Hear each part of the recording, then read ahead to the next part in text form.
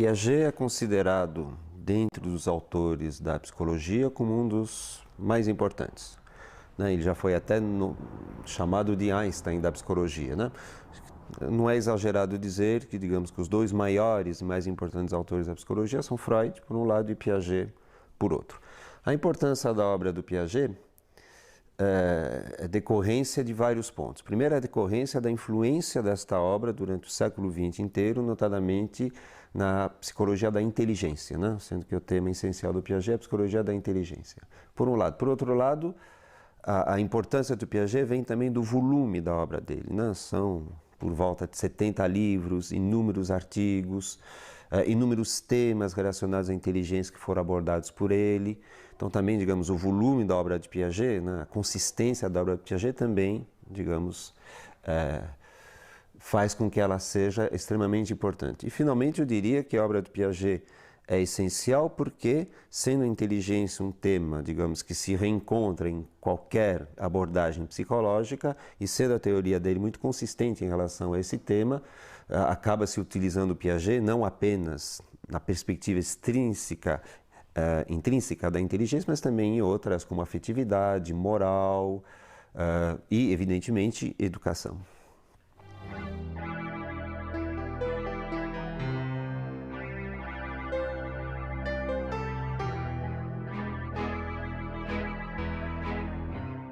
O que Piaget fez? Basicamente, a obra dele trata da questão do desenvolvimento da inteligência e da construção do conhecimento.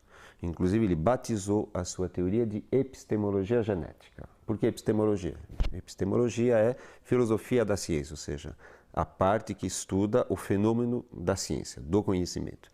E genética significa uma epistemologia da construção do conhecimento, né? Genética deve ser entendida não no sentido habitual, né, de genética, cromossomos, mas de gênese, ou seja, de evolução. Então a obra dele chama-se Epistemologia Genética e visa responder a uma pergunta básica, que é a seguinte, né?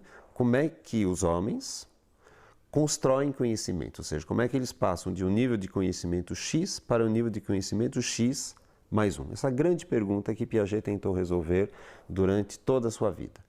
Como a criança é o ser que mais evidentemente constrói conhecimento, ele fez essencialmente pesquisa com crianças. Mas a sua pergunta não é de psicologia da criança, a sua pergunta é uma pergunta epistemológica, ou seja, como é que os homens, né, sozinhos ou em conjunto, constroem conhecimento, né? Por que processos, por que etapas eles conseguem fazer isto. Então, por isso que a obra dele é essencialmente baseada na inteligência e na construção do conhecimento.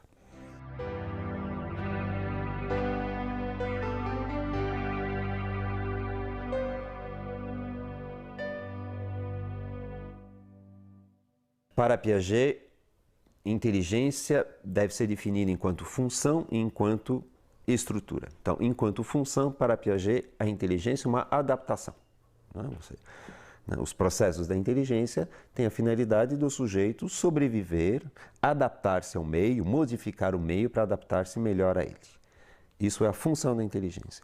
E do ponto de vista estrutural, da descrição da inteligência, na verdade, inteligência é uma organização.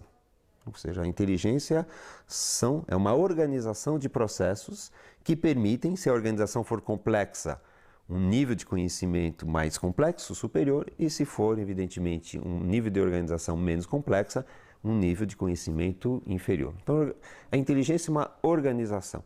E o crescimento da inteligência não se dá tanto por, digamos, acúmulo de informações, mas, sobretudo, por uma reorganização dessa própria inteligência. Ou seja, crescer é reorganizar a própria inteligência para ter mais possibilidades de assimilação.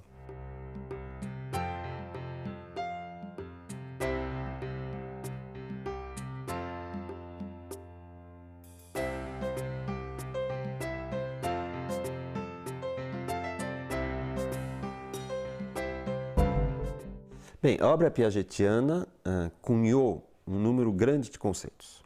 E, evidentemente, é bom a gente, digamos, explicitar alguns, que são centrais. Então, eu começaria pelo conceito de assimilação, né? Piaget retira o conceito de assimilação da biologia e, na sua psicologia, a assimilação significa o seguinte, ou seja, quando uma pessoa vai entrar em contato com o meio, com o objeto de conhecimento, ela retira desse objeto de conhecimento algumas informações, e essas informações retidas são essas e não outras, porque existe uma organização mental. Então, na verdade, assimilação significa interpretação, ou seja, ver o mundo não é simplesmente olhar o mundo, mas é interpretá-lo, assimilar, ou seja, tornar seu alguns elementos do mundo. Portanto, isso implica necessariamente em assimilar algumas informações e deixar outras de lado.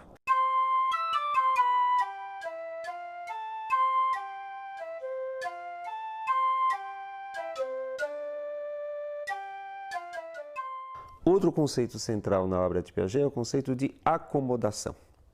Acomodação significa o seguinte: as estruturas mentais, entenda-se por estrutura mental a organização que a pessoa tem para conhecer o mundo, é capaz de se modificar para dar conta das singularidades do objeto.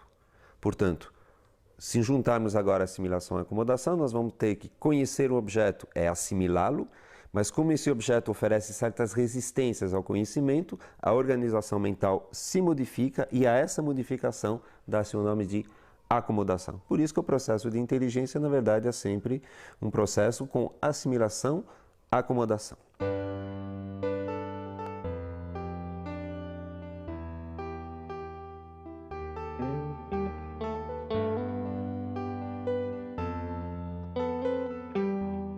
Equilibração vem, como seu nome indica, a ideia de equilíbrio, ou seja, o sujeito que entra em contato com um objeto novo pode ficar em conflito com esse objeto novo, no sentido de desequilibrado, né? Na verdade, a equilibração serve aqui de metáfora, né? Quer dizer, o objeto não se deixa conhecer facilmente, ele tem algumas coisas diferentes, singulares, então o sujeito fica em conflito, desequilibrado, digamos assim, né? Para conhecer esse objeto, então, ele tem que acomodar-se a esse objeto, ou seja, modificar-se para dar conta desse objeto. E nesse processo é a busca, digamos, do equilíbrio, né? Então, o equilíbrio, na verdade, é a estabilidade da organização mental que dá conta do conhecimento. Daí, inclusive, até o fato de o conceito de equilibração ser central se dá pelo fato do crescimento da inteligência, se dá por desequilíbrio, reequilibração, desequilíbrio, equilibração. É um processo dinâmico, né? O equilíbrio, por isso que, inclusive, Piaget gosta da palavra equilibração e não equilíbrio. Equilíbrio daria a impressão de algo estável, né? Equilibração sugere, digamos, algo móvel e dinâmico.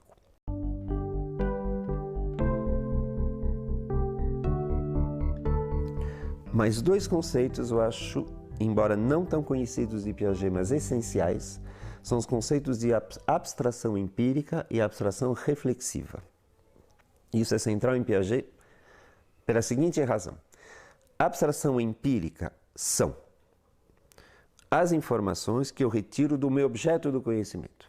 Então, por exemplo, eu olho um quadro e abstraio desse quadro, ou desse pêndulo, ou dessa câmera, eu abstraio algumas informações. É uma abstração empírica porque eu estou retirando informações do objeto do conhecimento. Porém, nesse processo de eu retirar informações do objeto de conhecimento, eu também posso pensar sobre a minha maneira de me relacionar com esse objeto de conhecimento, ou seja, com as ações que eu faço sobre esse objeto de conhecimento. A abstração reflexiva é justamente as informações que eu retiro não do objeto, mas da minha ação sobre o objeto. Então, por exemplo, se eu pego um livro e sopeso esse livro, comparo esse livro com um outro mais pesado, menos pesado, eu tenho uma abstração empírica que é o peso dos livros.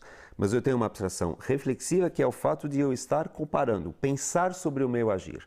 E para Piaget, a construção do conhecimento se dá por abstração empírica e também por abstração reflexiva, ou seja, o desenvolvimento da inteligência se dá muito a partir do processo da criança pensar sobre o mundo e pensar sobre a sua ação sobre o mundo, ao que se chama de abstração reflexiva.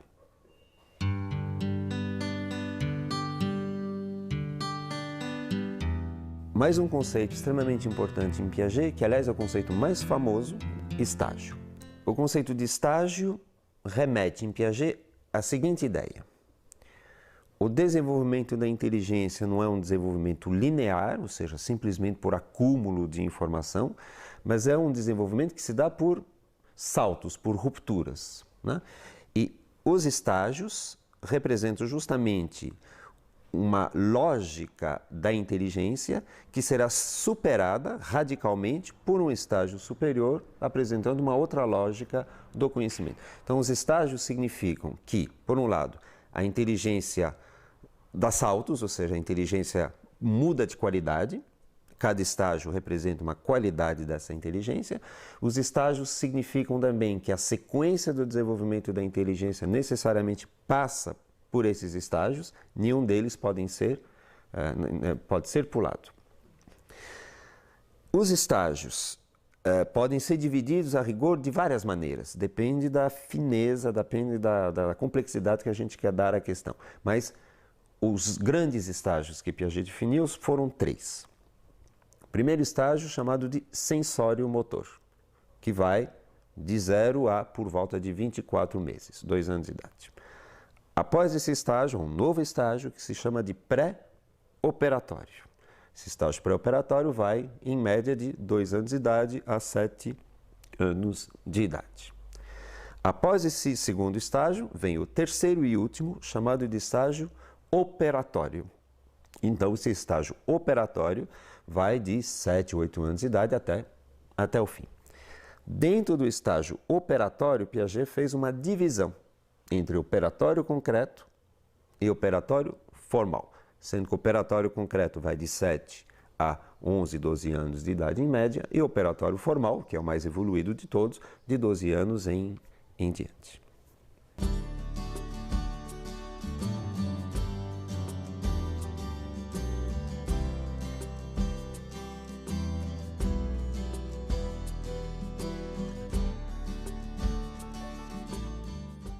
Antigamente se pensava que o bebê, ou seja, a criança de 0 a 2 anos, não apresentava nada de muito interessante do ponto de vista da inteligência e que, na verdade, a inteligência começava apenas com a linguagem, né? Essa é uma ideia que era muito forte e que ainda é forte em algumas pessoas. No fundo, o que Piaget demonstrou com uma clareza muito bonita, é que essa fase do desenvolvimento de 0 a 2 anos é extremamente rica e que, portanto, a inteligência começa a se estruturar e a mostrar, digamos, o seu valor muito antes da linguagem. E, portanto, nesses 2 anos de vida, de 0 a 24 meses, uma série de conquistas praticamente cotidianas são feitas, uma série de pequenos passos são dados, pequenos passos e conquistas essas que justamente preparam a possibilidade da criança falar. No fundo, o que Piaget afirma é o seguinte, quer dizer, quando a criança começa a falar, lá por volta de 2 anos de idade, ela só tem sobre o que falar, ela só tem um mundo sobre o que falar porque ela construiu esse mundo antes, né? Se ela começasse a falar sem absolutamente ter construído esse universo, ela não teria, digamos, ela não poderia falar, porque ela não teria sobre o que falar, ela não teria essa organização, né? Portanto, é uma fase extremamente importante, extremamente complexa, e quem se der ao trabalho de observar um bebê vai ver quase a olhos vistos, né, esse desenvolvimento fenomenal. E também a afirmação evidentemente importante, que é a decorrência de tudo que eu acabei de falar, de que existe uma inteligência pré-verbal, ou seja, não uma inteligência sem representação, uma inteligência sem linguagem, uma inteligência sem comunicação, digamos, verbal com o outro, portanto, uma fase, digamos, sui generis, né, da inteligência. É um dos pontos essenciais da teoria de Piaget, essa contribuição para a compreensão do ser humano. Então, o período sensório-motor é o primeiro estágio, período que vai de 0 a 2 anos de idade, e também às vezes é chamado de inteligência prática.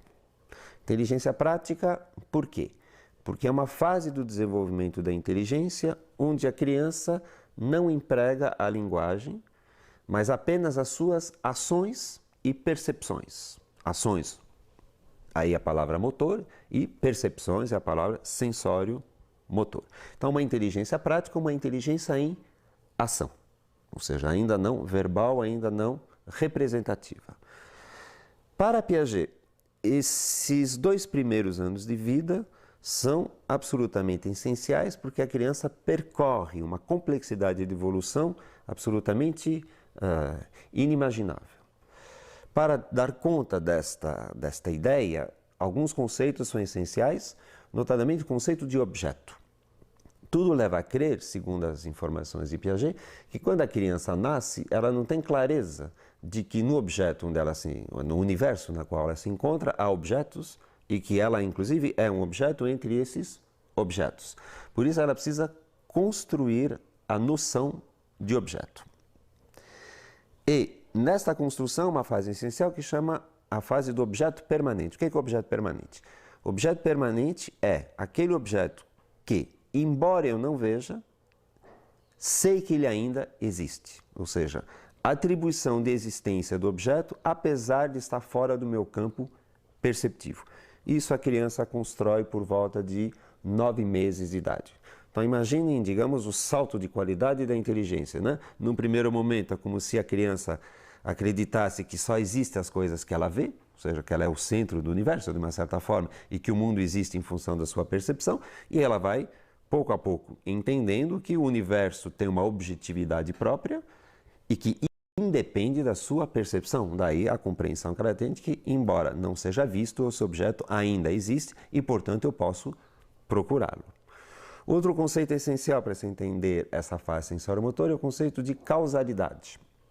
Ou seja, o que é causalidade? Entender que os objetos do mundo, e a criança como um objeto nesse mundo, esses objetos interagem entre si e causam efeitos entre si.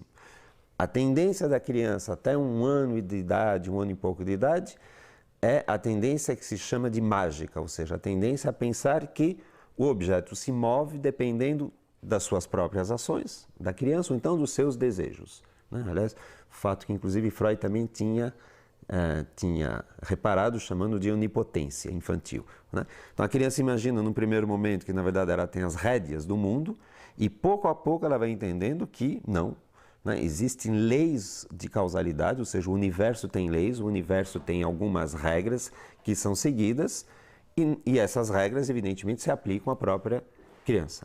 Então, a construção da ideia de causalidade, a construção do objeto e também do tempo e também do espaço, que se dá nesses 2 anos de vida, digamos, faz com que a criança consiga, num primeiro momento, ter uma objetividade do universo.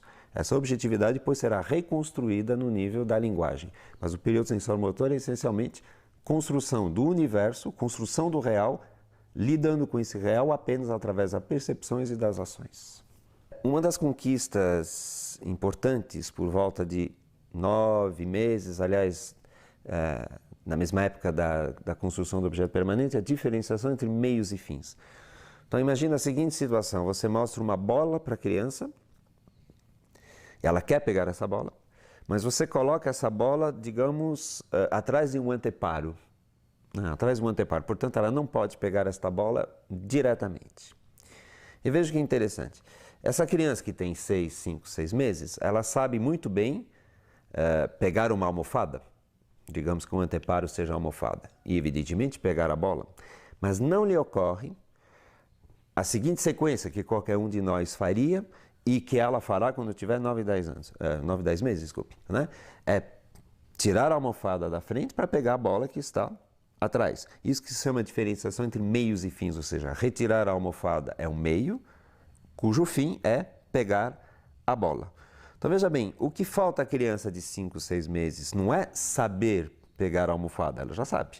Não é saber pegar a bola, ela já sabe, mas é, digamos, hierarquizar essas duas condutas, né? Ou seja, associar essas duas condutas. Né? Por isso que eu falei o tempo todo que inteligência é organização. Na verdade, a conquista da criança, quando ela vai descobrir a possibilidade de meios e fins, vai ser justamente uma nova organização da inteligência. Como se ela dissesse, eu posso pegar isso para depois pegar aquilo. Não é a habilidade que faltava, era a compreensão de que uma ação pode servir de meio para outra, que então é fim. Então essa passagem, digamos que dá por volta de 9, 10 meses, uma passagem importante do desenvolvimento da inteligência. Outro exemplo agora ligado ao espaço. A configuração espacial é, por exemplo, a criança perceber que um determinado objeto tem 3 dimensões. Exemplo, quando a criança é bem pequenininha, por volta de 2, 3 meses, ela sabe já reconhecer uma mamadeira, né? Ela está acostumada a uma mamadeira. Mas se você apresentar a mamadeira pelo avesso, ou seja, não o bico para cima e o fundo da mamadeira, ela não lhe ocorre, digamos, virar essa mamadeira. É como se ela não a reconhecesse. E já por volta de 1 ano de idade, você vai ver a criança que, embora ela veja a mamadeira apresentada a ela pelo avesso, ela reconhece a mamadeira e, né, com um gesto, ou seja, ela conseguiu situar o objeto agora dentro do espaço. Ou seja, né, ver que, dependendo da posição, o que está na frente pode estar atrás, o que está atrás pode estar na frente. Eu daria um último exemplo também importante do ponto de vista da causalidade, né, a qual já me referi um pouco, é justamente a ideia da mágica, né? Ou seja, às vezes a criança pequenininha no seu berço, lá com 3, 4 meses, ela mexe alguma coisa e por acaso, digamos, acende a luz. Totalmente por acaso. Então, ela tende a achar que foi a sua ação que fez com que a luz se acendesse, então ela vai repetir essa ação até, evidentemente, cansar, porque ela não dá êxito. Ou seja, a criança pequena tende a achar que são as suas ações que promovem, que causam, digamos, as transformações no universo. Pouco a pouco ela vai entender que não, esse universo é regido por leis objetivas e ela vai, digamos, situar-se objetivamente naquilo que realmente ela causa e aquilo que ela simplesmente não causa ou até é causada.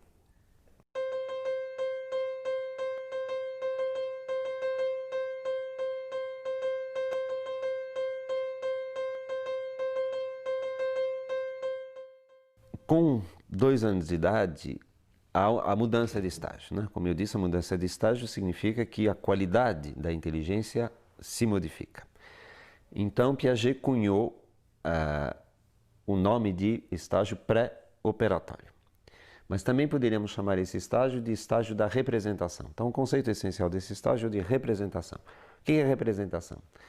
Representação é a capacidade de pensar um objeto através de um outro objeto.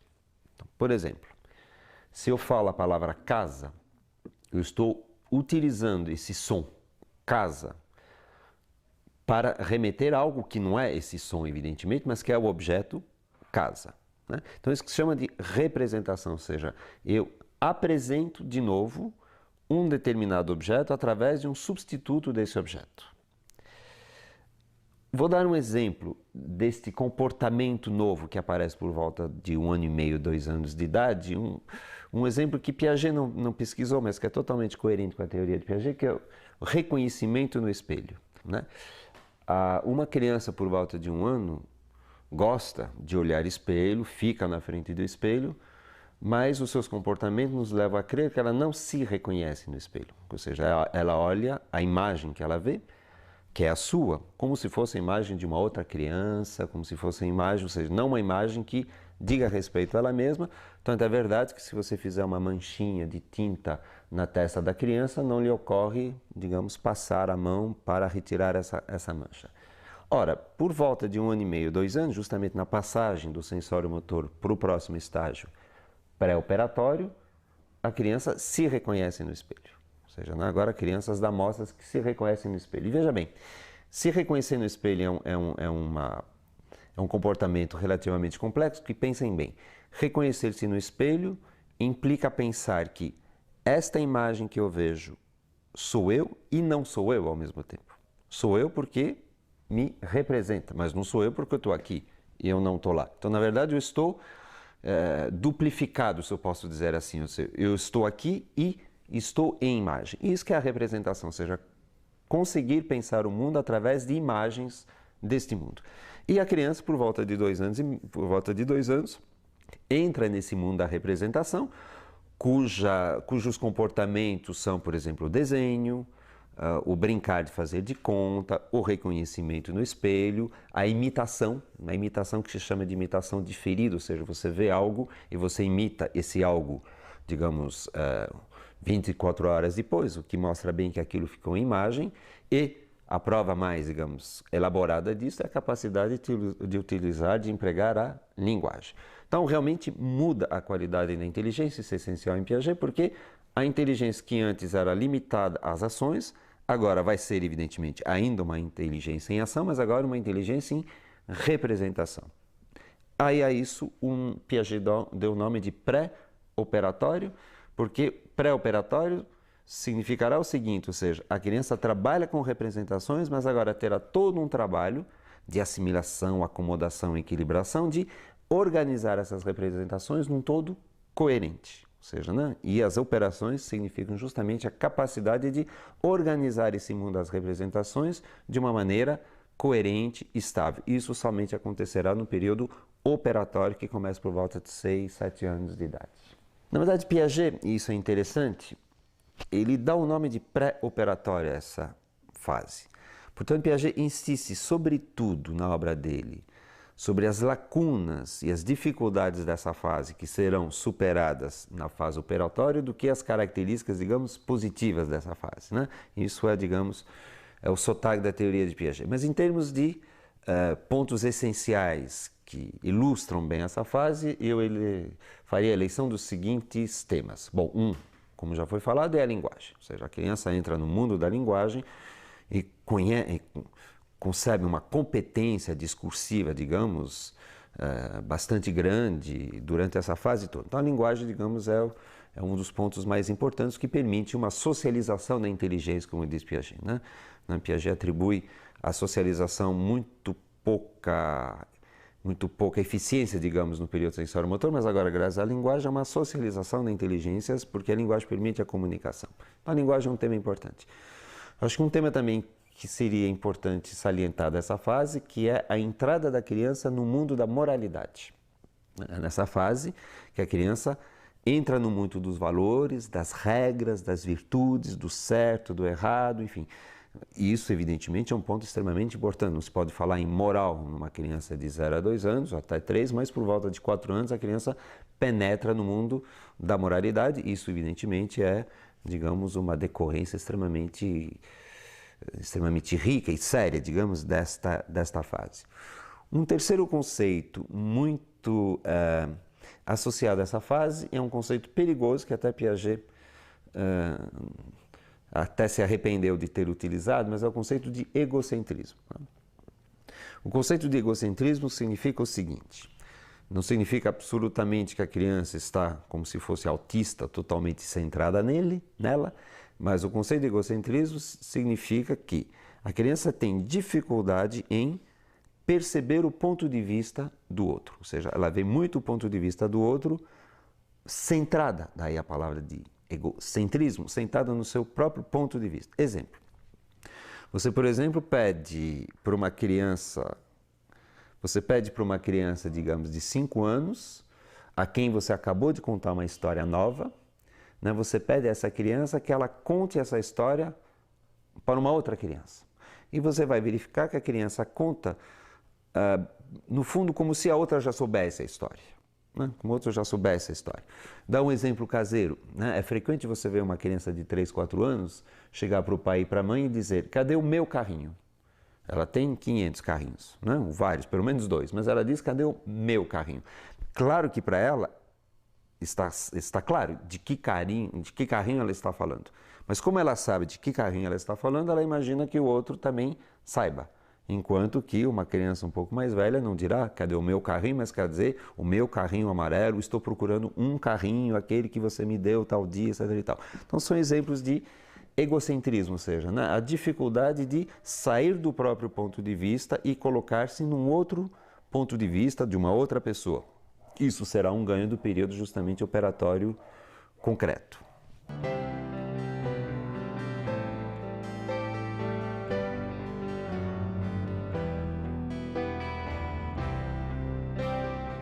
Então, veja bem, o que é interessante na teoria de Piaget é que ele vai chamar uma determinada fase de pré-operatória e a fase sucessiva de operatória. Portanto, a questão da operação é central. E, como eu disse, Piaget vai ver na fase pré-operatória essencialmente o que falta para a criança ser operatória. Então, por isso temos que definir o conceito de operação. Não, o conceito de operação, tecnicamente, é o seguinte: é uma ação interiorizada reversível. Bom, então vamos explicar esses 3 termos. Ação significa ação, ou seja, manipular o mundo, trabalhar o mundo, agir sobre o mundo. Isso, a ação existe evidentemente desde o nascimento. Mas é ação interiorizada. Portanto, é ação através da representação, que significa ação interiorizada. Agora eu vou mexer no mundo, mas através da representação deste mundo. Então, uma coisa é eu pegar essa câmera e colocar em outro lugar, é ação. Ação interiorizada será eu imaginar colocar esta câmera em outro lugar, mas não colocar essa câmera. Estou imaginando que eu estou fazendo isso através das imagens que eu tenho desta câmera. No sensório motor, a criança tem ação. No pré-operatório, a criança tem ação interiorizada. E no operatório, ela tem ação interiorizada reversível. E reversível significa o seguinte: é a possibilidade de, em imaginação, na cabeça, de forma interiorizada, pensar a ação e a anulação dessa mesma ação. Ou seja, reversível significa eu posso pensar o que eu fiz e voltar exatamente ao ponto de partida, sem cometer contradições. Uma criança pré-operatória justamente não consegue isso. Não consegue isso. Exemplo, você pergunta para uma criança de 5 anos de idade: daqui até Campinas tem quantos quilômetros? Vamos imaginar que ela saiba a resposta, ela vai dizer 100 quilômetros. Ou seja, né? Ela não está indo até Campinas, ela está parada pensando. Então, de São Paulo a Campinas, há 100 quilômetros. Aí você pergunta para ela a reversibilidade. A reversibilidade, no caso, seria o quê? Agora vamos pensar de Campinas para São Paulo. Evidentemente, em boa lógica, se de São Paulo até Campinas há 100 km, de Campinas a São Paulo também haverá 100 km. Nada mais do que eu fazer a volta. Só que a criança pequena dirá, não sei. Outro exemplo clássico da teoria de Piaget é a questão da parte do todo. Uma criança pequena poderá entender que ela mora, digamos, num bairro, né? Digamos Butantã. Ela sabe também que mora num lugar chamado São Paulo, mas terá muita dificuldade em entender que Butantã é dentro de São Paulo. Se ela está pensando em Butantã, quando ela está pensando em São Paulo, é São Paulo. Nessa mesma linha, se você pergunta para uma criança, tem mais rosas ou tem mais margaridas? Digamos que tem essas flores na frente dela e que tenha mais rosas, ela vai dizer tranquilamente, porque a percepção basta para isso, ela vai dizer que tem mais rosas do que margaridas. Mas aí você faz a seguinte pergunta para ela: o que tem mais? Flores, significa o conjunto das margaridas mais as rosas, ou mais rosas? Aí você está pedindo para ela comparar o todo, que é juntar margaridas e rosas, com a parte, que é separar margaridas e rosas e ficar apenas com as rosas. E a criança não sabe responder, ou então responde frequentemente, tem mais rosas. Ou seja, o pré-operatório é, sintetizando, ação interiorizada, mas ainda não reversível. Entenda-se, não reversível, ainda não com a organização lógica dessas representações. O período operatório será justamente a conquista dessa organização lógica do pensamento que permite chegar à verdade sem contradições. Olha, um aspecto importante da passagem do operatório, do pré-operatório para o operatório, é o sentimento de necessidade. Vamos dar um exemplo. Uma criança pode até aprender, decorar, que, por exemplo, se daqui até Campinas dá 100 quilômetros, que também de Campinas até São Paulo dá 100 quilômetros. Tá? Ela pode até saber isto. Só que no pré-operatório, esse conhecimento é para ela apenas provável. Ou seja, ela poderá... E se alguém disser para ela, gozado, eu não acho que seja 100 quilômetros, fala, então talvez não seja. Ou seja, ela tem até a resposta correta, ela pensa a resposta corretamente, mas para ela isso ainda não é uma certeza. Em compensação, essa mesma criança, quando estiver no operatório, na fase operatória, ou seja, a partir de 7 anos de idade, aquilo será necessário para ela. Ou seja, né? Na verdade, uma das dicas do pensamento operatório em relação ao pensamento pré-operatório é o seguinte: no pré-operatório as coisas são prováveis. No operatório as coisas serão necessárias. Necessárias, evidentemente, se deduzidas a partir de um raciocínio.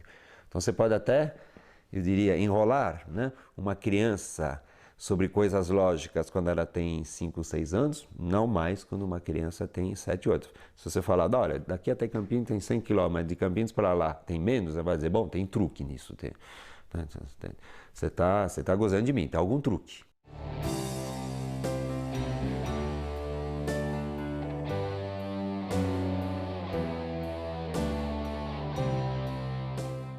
Então veja bem, Piaget diz, a partir de 7, 8 anos de idade, a criança entra no estágio operatório.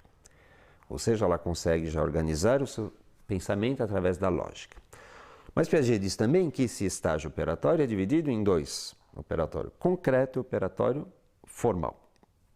Portanto, tudo não está acabado ainda por volta de 7 e 8 anos de idade. Então a diferença entre o operatório formal e o operatório concreto é a seguinte, os dois são operatórios, portanto os dois têm ação interiorizada reversível. Só que no operatório concreto, a criança faz uso desta capacidade operatória apenas em cima de objetos que ela possa manipular ou de situações que ela possa vivenciar ou lembrar a vivência.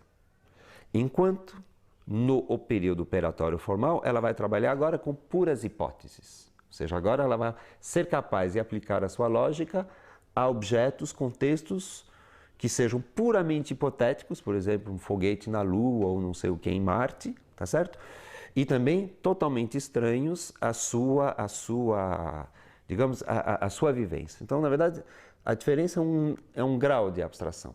Mas, para dar um exemplo, né? A criança, por exemplo, do ponto de vista operatório concreto, chegará facilmente à conclusão de que, bom, todos os planetas são redondos, a Terra é um planeta, logo a Terra é redonda. E ela sabe, inclusive, que a Terra é redonda. Mas você coloca para ele o seguinte, todos os planetas são quadrados. A Terra é um planeta, logo, em pura hipótese, a Terra é quadrada. Mas como ela sabe que a Terra não é quadrada, ela tem muita dificuldade de aceitar, né? Porque ela ainda está relacionada ao concreto, à sua vivência. Então, o operatório formal, na verdade, é conseguir pensar de maneira lógica, reversível, operatória, em cima de puras proposições, puras frases, puras hipóteses. Então, a diferença é essa. Que no Colégio Elás tem uma tradução clara, né? Os problemas de matemática que são colocados às crianças, digamos, de primeira a quarta série, costumam ser complexos, mas sempre concretos. É alguém que compra não sei quantas bananas, vende a metade, um preço X, um preço Y, né? São sempre a matemática aplicada em cima de objetos. Mas é preciso esperar a quinta série, em geral, ou seja, por volta de 11, 12 anos, para que no colégio se introduza a álgebra. Notadamente a ideia de variável. O que é a variável? A variável é pura forma. O x, o y é pura forma. Isso é típico do operatório formal. O operatório formal é o último estágio daqueles identificados por Piaget no desenvolvimento da inteligência. Portanto, uma criança por volta de 12, 13 anos, né, constrói esse pensamento operatório formal, que é o nosso dos adultos. Claro, mais elaborado, digamos, com mais conteúdos, mas, quer dizer, a criança de 12, 13 anos é capaz de pensar sem cometer contradições através de hipóteses, com hipóteses. E nós também.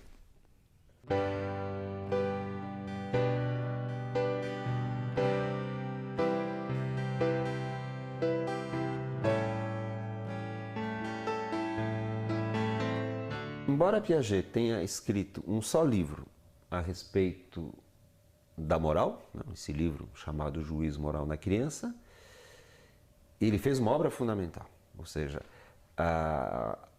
o livro Juízo Moral na Criança, as pesquisas e a teoria deste livro são até hoje atuais e deram base para uma série de pesquisas, notadamente nos Estados Unidos, ou seja, é um livro fonte de uma série de pesquisas e teorias, né? E nesse livro, na verdade, Piaget diz uma coisa nova para a época. E essa coisa nova é a seguinte, ou seja, assim como a inteligência, assim como o conhecimento evoluem, a moral também evolui. Ou seja, existe um desenvolvimento moral na criança. Por que isso é importante? Porque antes se pensava muito que a moral nada mais era do que uma mera interiorização dos valores e das regras que estavam colocadas fora. Então os pais diziam, faça isso, faça aquilo, os professores, os valores são esses, e a criança, digamos, pouco a pouco interiorizava esses valores, né? Pura e simplesmente. O que era fora ficava dentro e acabava a conversa. O que Piaget demonstrou, com pesquisas e mais pesquisas, que na verdade há um desenvolvimento moral na criança, ou seja, há estágios também. Então o primeiro estágio é a anomia, a criança está fora do universo moral. O segundo estágio, que é justamente a entrada da criança no mundo moral, é chamado de heteronomia. Heteronomia significa basicamente que a moral é baseada no respeito pela autoridade e pela obediência. E essa fase de heteronomia depois é superada por uma fase chamada autonomia, onde agora a legitimação da moral não se dá mais pelo respeito pela autoridade, pela obediência, mas sim pelo contrato, pelo respeito mútuo, pelas relações e reciprocidade. Então a importância desse livro foi mostrar que também a moral evolui e existe, digamos, uma participação ativa da criança na construção da sua própria moral. Então vamos dar um exemplo. Você pergunta para uma criança de 5, 6 anos, quem é mais culpado? Alguém que quebrou 10 copos sem querer ou alguém que quebrou um copo, mas querendo, né? O que está em jogo aqui é o tamanho do dano material, 10 copos versus um copo, e a intencionalidade. Quem quebrou 10 não tinha intenção, porque fez sem querer, mas quem quebrou um tinha a intenção de quebrá-lo. Pergunta-se para a criança, então, qual dos dois... Primeiro, os dois são culpados? E a criança heterônoma dirá sim, já que houve um dano material cometido. E depois pergunta-se, qual mais culpado? E a criança heterônoma opta pelo autor da quebra dos 10 copos, porque 10 copos é mais do que um copo. Ela se baseia no, digamos, no tamanho do estrago, digamos assim, e não na intencionalidade. Você, inclusive, tem exemplos desse tipo com a mentira. Uma criança heterônoma, maior a mentira, é pior, ou seja, não é a intenção da mentira, mas é, digamos, é a distância entre a verdade e o que foi dito. Como sempre em Piaget, a autonomia, portanto, o estágio posterior será uma superação do estágio anterior. Então, dos exemplos que eu dei, a criança autônoma dirá, bom, não, os dois não são culpados, apenas é culpado aquele que teve a intenção de quebrar. Evidentemente, ele teve a intenção de quebrar e quebrou um copo, ou seja, o fato de haver 10 copos quebrados absolutamente não conta mais. Como a mentira, o que vai contar não é o tamanho da mentira, mas sim a intenção de enganar.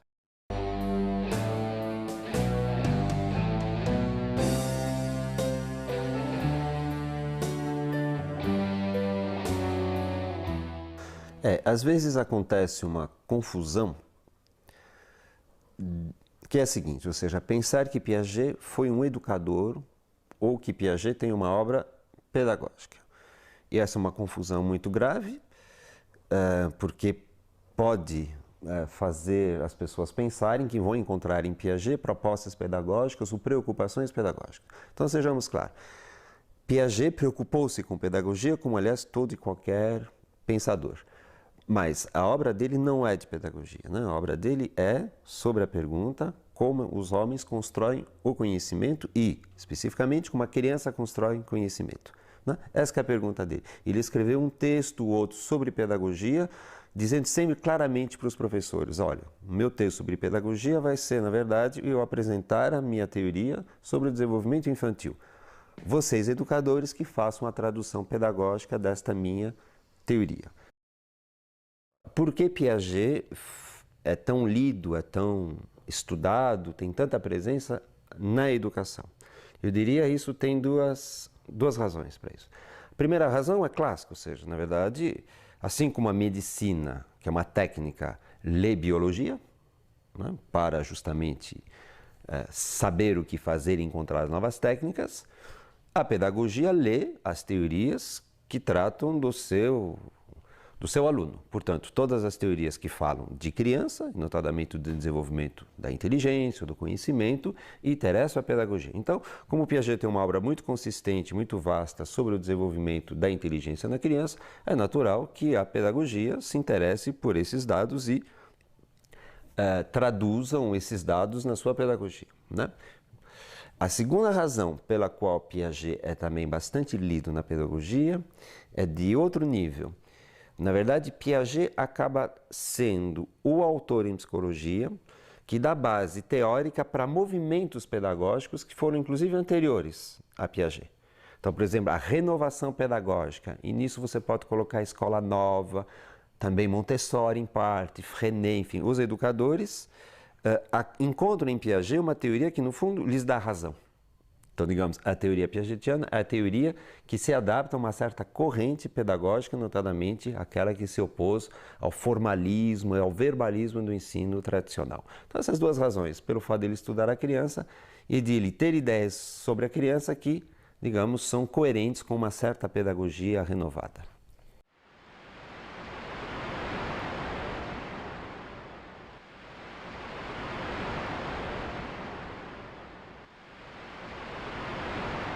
Piaget utiliza a palavra construção, até que tem um livro dele chamado Construção do Real.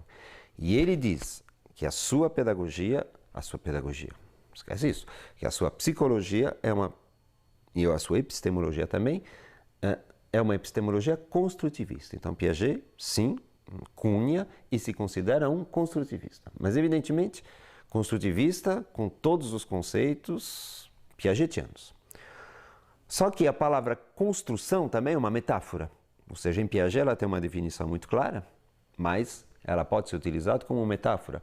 Tanto é verdade que hoje há muitas perspectivas construtivistas que não são muito claramente construtivistas, por um lado, e por outro lado, não necessariamente piagetianas. A palavra construtivismo acabou ficando muito mais ampla do que especificamente a teoria piagetiana.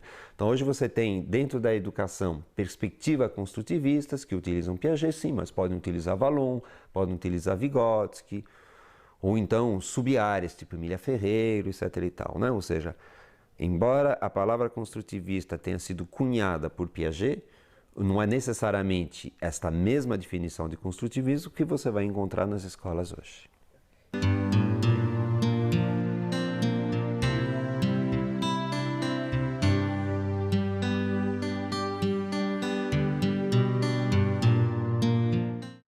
Como toda teoria, notadamente, como toda teoria complexa, algumas incompreensões inevitavelmente acontecem, só que, infelizmente, algumas incompreensões acabam se tornando dominantes e a gente poderia chamar essas incompreensões dominantes de mitos. Eu veria basicamente dois mitos em relação à teoria de Piaget.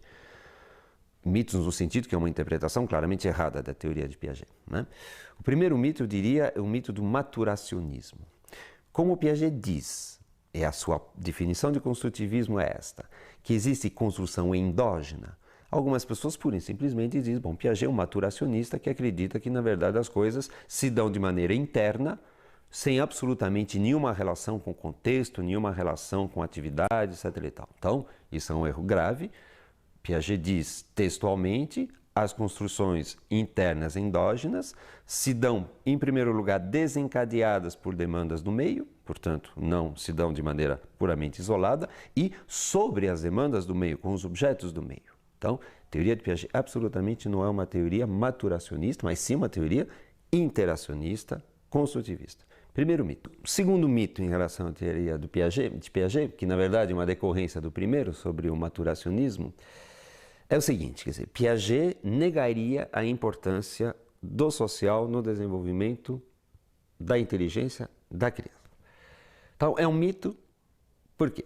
Porque é falso. Então, devemos dizer o seguinte, sim, é verdade, Piaget não fez estudos, não aprofundou essa questão, né? Então, se encontram poucas referências em Piaget em relação a social no desenvolvimento. Mas veja bem, não aprofundar e não fazer pesquisa sobre um tema não é negar a sua importância, né? Piaget tinha 24 horas por dia, ele tinha que fazer determinadas opções. Então, na verdade, é o segundo ponto, na teoria de Piaget, a interação social tem um lugar bem claro, embora não aprofundado e não pesquisado.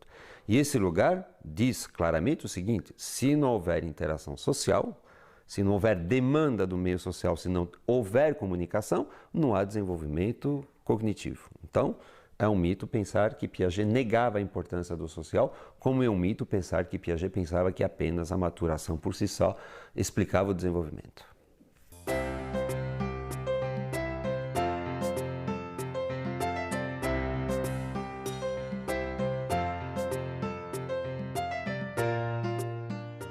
Quanto ao método de Piaget, o método de Piaget é basicamente um só, ou seja, ele cria situações-problemas, ou seja, situações que devem ser resolvidas.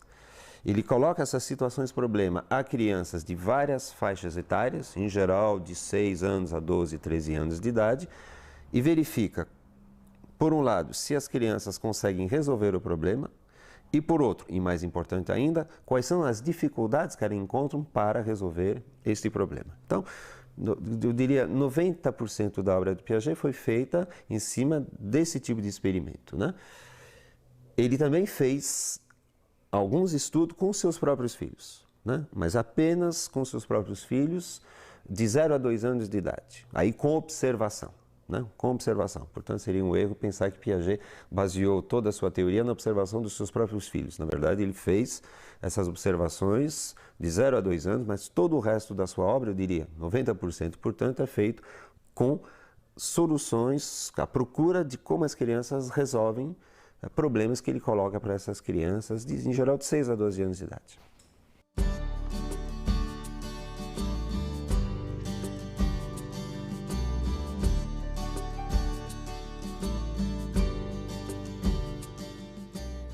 Hoje, 20 anos após a sua morte, isso já não é mais verdade, né? Ela continua sendo extremamente importante, mas hegemônica não. Primeiro houve o redescobrimento de Vygotsky, né, que em geral não era um autor conhecido na época em que Piaget trabalhava, também um certo reviver da teoria de Vallon. Também existe, digamos, as ciências cognitivas. Eu diria, hoje a psicologia do desenvolvimento vive mais uma fase de difusão das ideias, de não concentração, né? Eu diria que a psicologia do desenvolvimento vive um momento de turbulência. Nenhuma visão pode ser considerada hegemônica, tampouco a de Piaget, mas também não se sabe muito bem em direção ao que essa área vai. Então ela foi dominante, sim. Hoje em dia, não. Há contestadores dessa teoria, claro. Há dois tipos de contestadores. Aqueles que dizem, bom, Piaget errou, ou seja, aquilo que ele diz não é verdade. Mas também há os contestadores de um tipo um pouco diferente, que diz, bom, o que Piaget disse está muito bom, não está errado, mas a rigor tem tanto mais coisa para dizer, até coisa mais importante, então, a rigor não precisam nem ler o que Piaget escreveu. Não, ou seja, uns podem contestar Piaget porque ele errou, e outros podem contestar Piaget porque ele falou coisas certas, mas não essenciais. O essencial estaria em outro lugar. Então, a hegemonia hoje não há mais. O que é bom, aliás, a hegemonia nunca é saudável, sobretudo em ciência.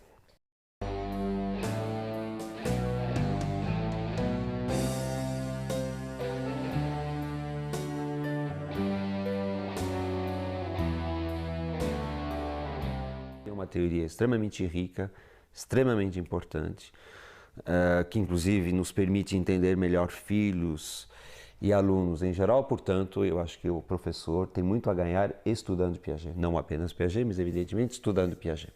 É uma obra enorme, 70 livros. Que livros ler? Então, evidentemente, é uma opção pessoal. Eu diria, para ler Piaget é preciso ir com paciência, não é um texto que vai se entregar muito facilmente. Eu sugeriria que o primeiro livro que se lesse sobre Piaget fosse O Nascimento da Inteligência na Criança, que fala do período sensório-motor, mas eu diria mesmo para alguém que não se interessa, porque o seu trabalho não é com crianças dessa faixa etária, é o livro onde Piaget explicita muito claramente o seu construtivismo. Então eu diria, o melhor livro para se começar a ler Piaget é O Nascimento da Inteligência na Criança. Após isso, eu diria dois outros que formam a trilogia, né, do sensório-motor: A Construção do Real na Criança, para entender a construção do conhecimento nessa faixa etária, e as ideias básicas de Piaget estão lá, e A Formação do Símbolo na Criança, que é justamente o estudo da passagem para representação. Então, Nascimento da Inteligência na Criança, A Construção do Real na Criança e A Formação do Símbolo na Criança, 3 livros que eu acho São 3 clássicos da psicologia e eu acho absolutamente necessários para se compreender Piaget. Além disso, eu aconselharia a leitura de um livro árido, mas que também coloca muito claramente a teoria piagetiana, que é a da lógica da criança, a lógica do adolescente, né? Texto de pesquisa onde justamente ele vai ver como é que as crianças de 5, 6, 7 até 12, 13 anos resolvem, à sua maneira, ou deixam de resolver os mesmos problemas, né? Notadamente é um livro que explicita muito bem o que é o operatório formal.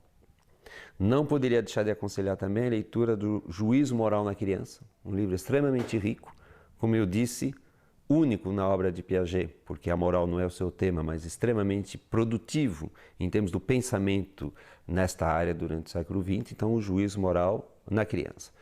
E se forem me pedir livros assim, digamos, mais de resumo, eu aconselharia a Psicologia da Criança, que Piaget escreveu com Ian Elder, e um livrinho muito simpático, muito simples, e que em geral frequentemente é um livro de iniciação a Piaget, que é os 6 estudos de psicologia, né? Mas há tantos outros, mas eu acho que essa lista já está bem razoável. Eu acho que a teoria de Piaget, notadamente para quem lida com criança, pode ser pai, mãe e pode ser professor, ajuda muito a entender os comportamentos da criança, né? Às vezes você vê coisas que você poderia até desprezar, mas tendo lido Piaget, diz, olha que coisa interessante, olha que momento importante do desenvolvimento. Eu acho que ele instrumentaliza para você entender a criança, não apenas do ponto de vista da sua inteligência, mas também do ponto de vista das decorrências do desenvolvimento da sua inteligência, sua moral, sua personalidade. Eu acho que é realmente uma teoria que, de fato, instrumentaliza para você entender o que é uma criança e lidar com uma criança.